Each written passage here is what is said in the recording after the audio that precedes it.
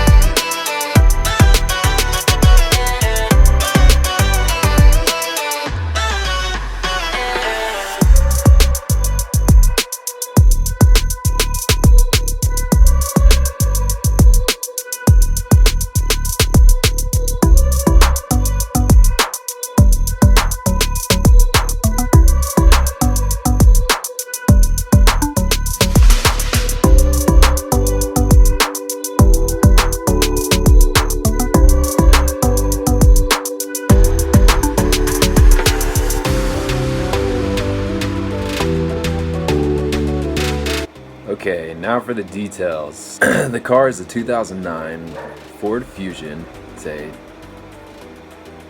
2.3 liter 4-cylinder automatic. Has 132,000 miles, which I don't feel like that's a lot. Definitely has a lot less than the first car that I bought at auction, which had like 300 and something thousand miles on the odometer. I lost money on that one, but it only has minor damage to the front end. It's mainly cosmetic. The frame is straight. Checked it all out. The only thing the car is going to need is a hood, a windshield, passenger headlight, a grill, bumper, both fenders, and radiator, power steering jug where it holds the power steering fluid, probably some lines for that. And then the car was listed as a run and drive, or no, it was listed as a engine start only. I don't know why they didn't list it as a run and drive, because we were able to drive it out of the garage, turn it around, and pull it back into the garage. So